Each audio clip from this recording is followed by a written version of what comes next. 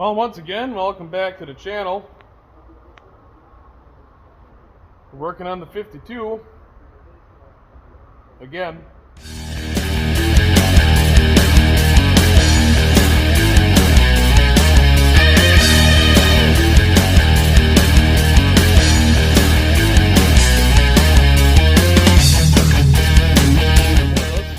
I'd like to get the brakes wrapped up on this thing and basically get it as far as I can to driving it home. So let's get these front wheels off, get the front brakes done, spin around, and get the back ones done. Now unfortunately one of the front wheel cylinders was on back order, so I just did a quick bench rebuild on the one that I could actually get apart. Maybe it'll get us by for a little while and be able to drive it. I was able to get it apart and hone it out, but unfortunately I had to reuse the old seals on it. Luckily they're in decent shape, just had some corrosion in there, especially on these adjusters. Got it apart, got her honed out, and popped the seals back in, so hopefully it works.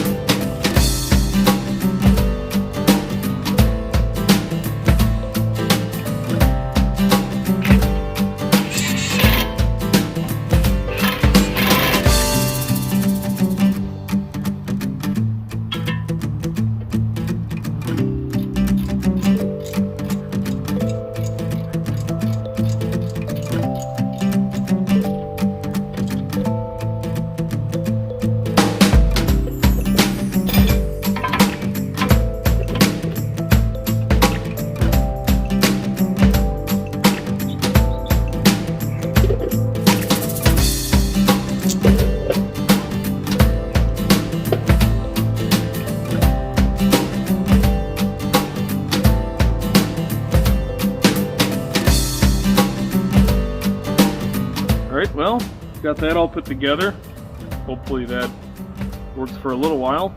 I don't see why it shouldn't. Everything's all looped up. Brand new line installed. Now we just got to clean up the hub assembly, which is no more than just cleaning the bearings up, repacking them and throwing them together. I guess I'll bring you back when I set them up. Alright, got everything all cleaned up. Ready to pack them and put them together. Okay, now here we're at setting the bearings up. I mean, I don't know what the factory technical way of doing it is, but it's your typical single nut grease hub. You know, tighten it up like a trailer. Turn her up tight, you know, and kind of torque on it a few times. Give it a spin to make sure those bearings are seated. Now, provided these are the old bearings, they're in good shape, but you still want to make sure everything's nice and square in there. Back it off loose and just get that happy medium snug on it, and correlation with lining up your keyhole. And then put a little bit of grease in your cap, and so it keeps the bearings fed.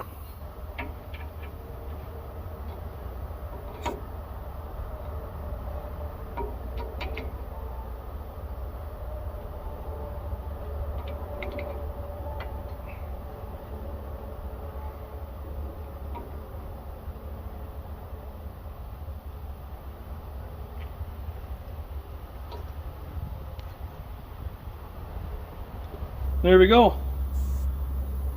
Holes lined up perfectly. There's just a slight little bit of preload on it, but she still spins nice and free.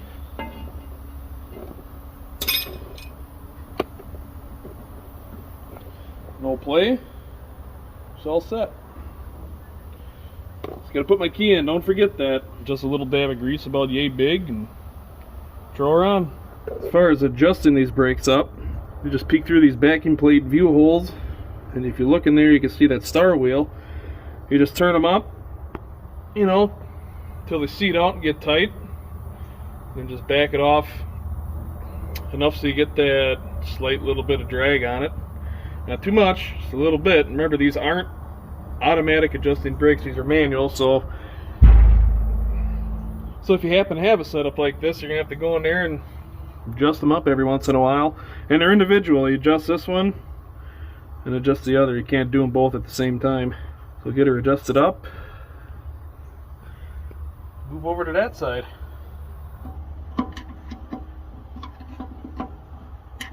Right here now we're tightening them up.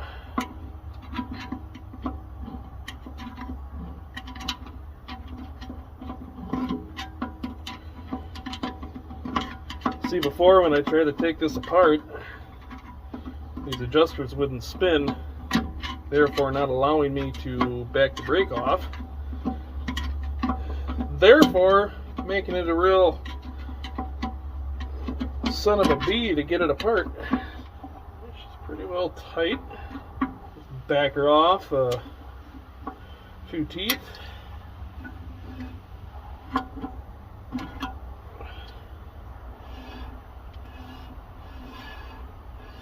It's about like so.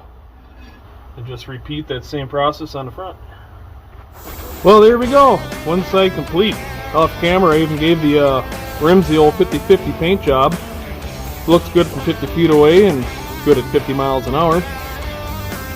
I didn't get too crazy. I don't want to keep these wheels. Eventually, I'm going to have to replace the tires. And if you ever Google Widowmaker rims, it'll make you quiver. That's what these have. They're the old fashioned split rim style. I'm not going to have myself nor somebody else go through dismounting and mounting them things. You can still do it, and if you're careful, they're not going to blow apart, but I'm just going to look high and low for a set of non-split rims when I put new tires on it, and then I'll paint the rims up nice. So that's probably the look I'm going to go for. Black with the silver around the edge. Just ignore them. I'm going to try to find some chrome caps.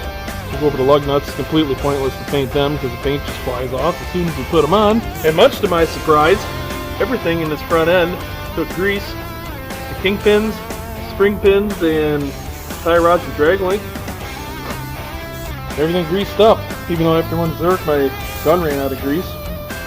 That could literally happen all the time. It's kind of nice about just being able to remove this whole thing from the truck, which you obviously got to do to be able to get these pins in and out and whatnot. You can just throw up in the old vise and go to work on it. Decent. There we go, passenger side all done. Just gotta toss the wheel back on. And we gotta go back there. Alright, well here's the deal. This is gonna continue into part, I don't know what the hell part we're on now, but I pulled this apart in front of the door, and my wheel bearing that was allegedly good just exploded, and evidently you have to pull that snap ring out to get this race out, to get the bearing out, because the bearing doesn't go through the front side. Now well, there she is abandoned, blocking all access to the building. So somewhere somebody's gonna laugh at this situation.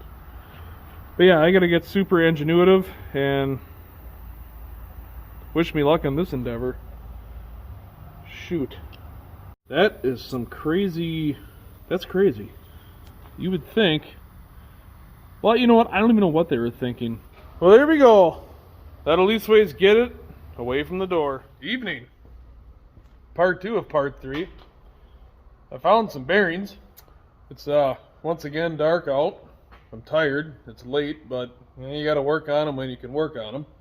What a struggle finding these wheel bearings for it. We're gonna pull a hub off and see if they are proper, and if they are, great. If they're not, damn it, I'd like to get them sent back as soon as possible because they were not cheap bearings by any means. I searched high and low, had other people search high and low, and it was one last resort. I think it was a place down in Chicago that actually had the right ones, matched up per number, taken off of the old ones. So we're going to set up out here in the night. I'm not really sure whether to call this extreme dedication or extreme stupidity, but I guess when you got a dream, you know, you gotta chase it, because it ain't gonna chase you back. Something like that. There's a song, I don't know. It's one of them there hits, I guess, on the radio. What else am I looking for? Ah, sockets. I suppose that floor jack, that'd make it a little handier. Come on, buddy, we're going on an adventure. I hear a train. Oh! Should probably clarify. The reason I'm doing this outside here is because truck don't run no more. After part 1, when I moved it over here, it started to run horribly bad. So I pulled the carburetor off because it was leaking, and the accelerator pump was not working. It was unhooked. Waiting on a carburetor kit and put it back together. So I guess this is where it's got to stay for now.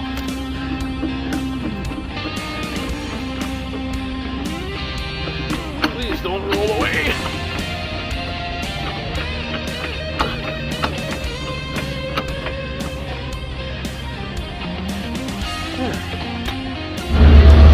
Hi! Yeah, they think I'm totally insane. Boy, I hope that thing never jumps the tracks. Phew! Anyway, back to it.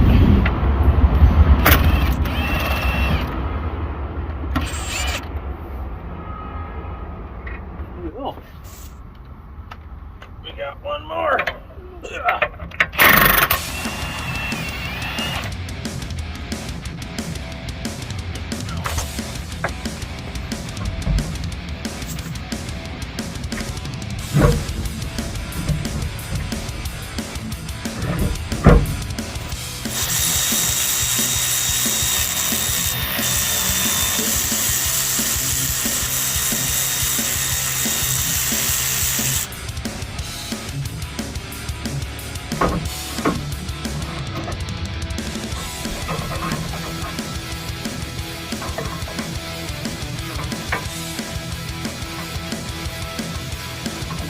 Get her in there.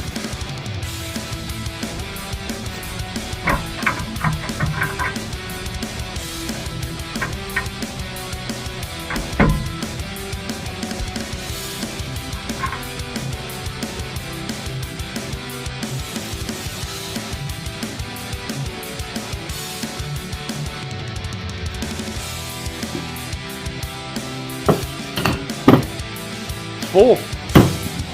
That's weird. I guess first step we'll see if the bearing slides over that okay and isn't loose or whatnot. Well, good news. They fit the spindle just fine, and I'm almost positive that the races are going to fit in the hub, so thank goodness for that. Now I just got to take this bass-ackwards piece of engineering, bass-ackwards apart.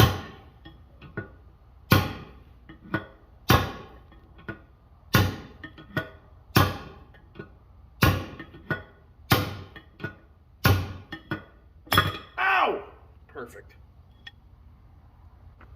pretty sure blood's going to flow. Everything else, no blood yet. So a little tech tip there, if you got this kind of a particular bearing race setup and your snap ring's a little tight, just punch your race down a little bit, you freeze right up and you can get it out with your standard pliers.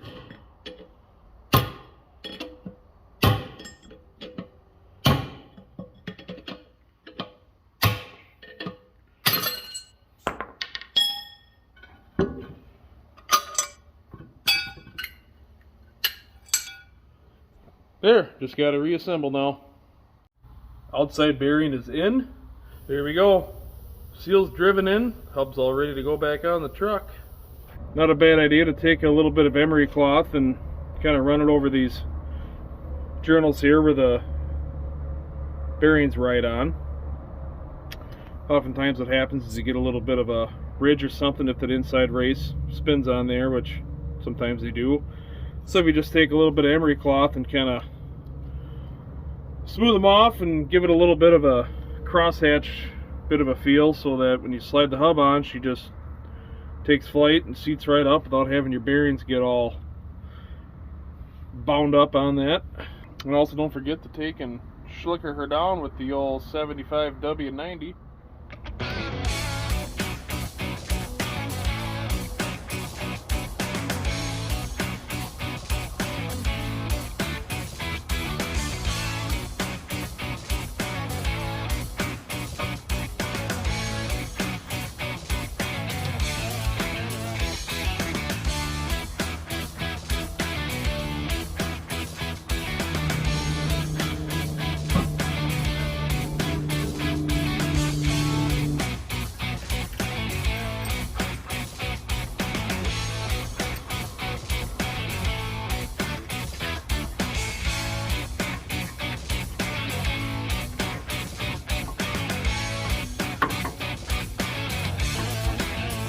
Somebody say to me on a TikTok video that I posted about this thing being all kind of a stupid design. They had this up until the 90s. Why would they, why would they do that? GM. First I wonder myself why you do a lot of the shit you do.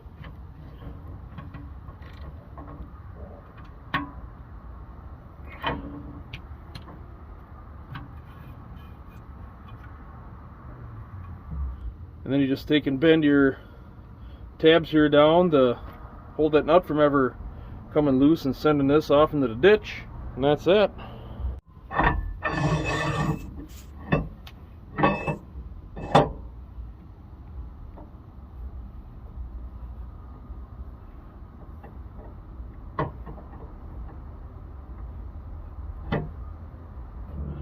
All right, perfect.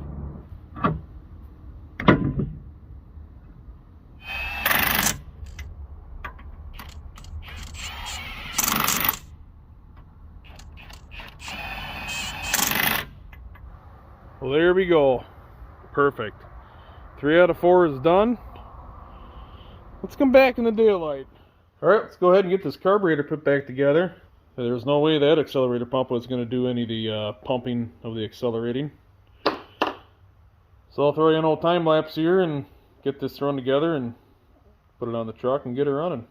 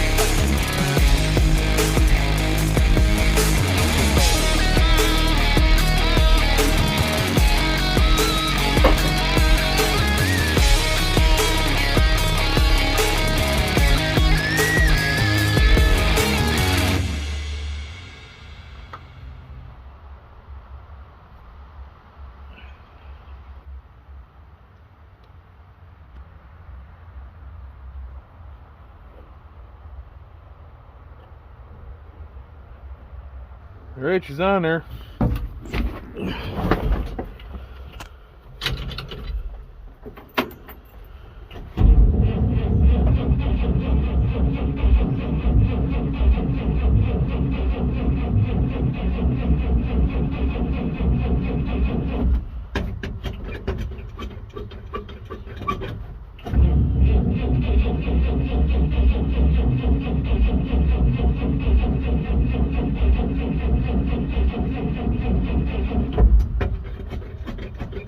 Alright, I primed her a little bit.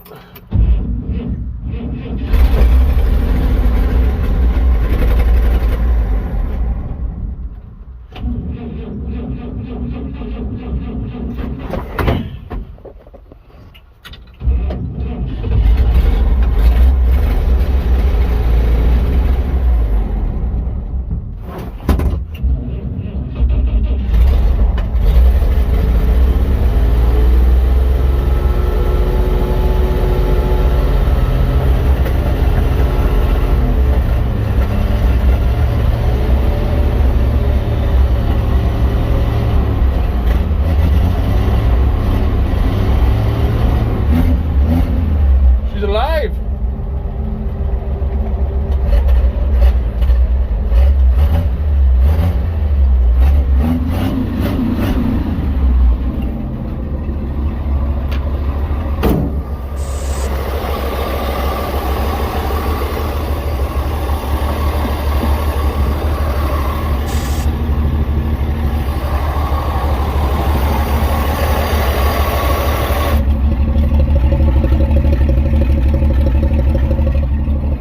Sweet, let's get that oil out of it. Well, it runs a hell of a lot better than it did the last time I drove it. There's a few off-camera things I did do to it. I got a power cable ran, a 4-wire cable from the front all the way to the back for the lights. Got the Hydrovac installed. Got a different exhaust put on it. Doesn't sound too bad. Replaced the rubber hoses, the vacuum lines going to the rear 2-speed. They were leaking. I don't think we got any vacuum leaks anymore. That's good.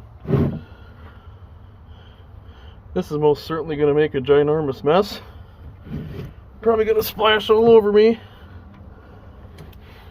Oh my god. Yep, that's some gassy stuff. Also got the new master put in. All that's left to do is get that side of the brakes done.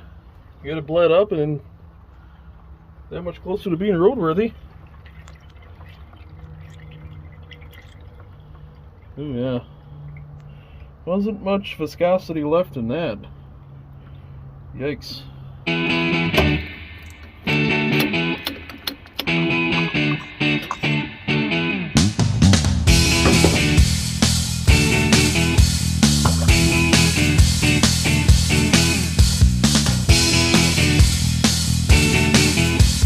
So there, I took the old filter out and then soaked all the remaining diluted gas out of there and all the crud that settles in the bottom of those. Just in my opinion, make sure you put them back in, just fill her back up with a little bit of oil and help her get pretty loose there a little bit. Throw the cap back on and get the oil in it.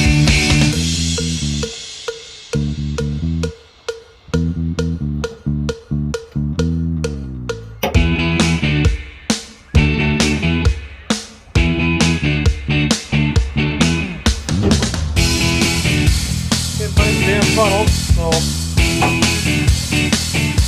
make it back in as much instead.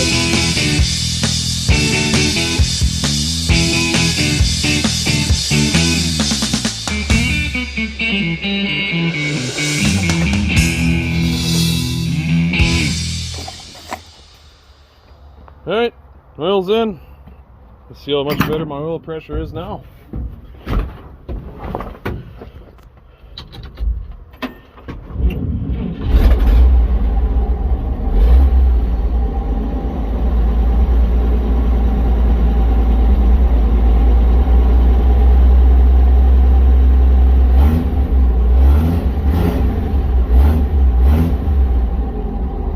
Oh yeah, much better.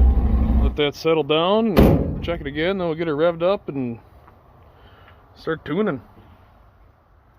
Alright, I got the distributor loosened up. Let's fire it up. Do a little ear tuning on it. To technically set these with the timing light, there's a view hole in the back of the bell housing there, and a mark on the bell housing, and then like a ball bearing pressed into the flywheel. And that's where you line it up. I forget the degrees top center.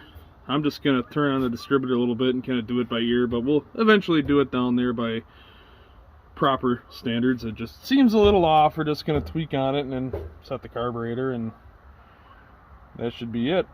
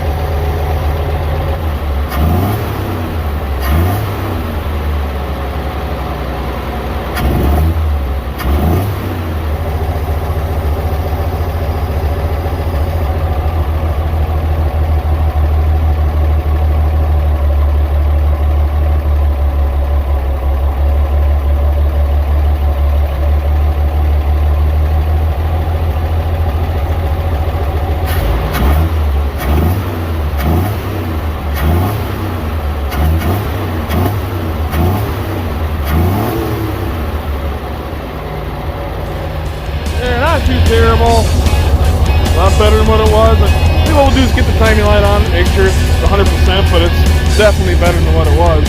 I'm going to cut this video off here, edit it, upload it, all that stuff. Next video we'll get that last set of brakes done, get everything bled, get some lights working on it, turn signals and brake lights and all that. Probably take this thing down the road for the first time, and God knows how long it's actually driven down the road under its own power. So, as always, thanks for watching. Take it easy, and we'll see you later.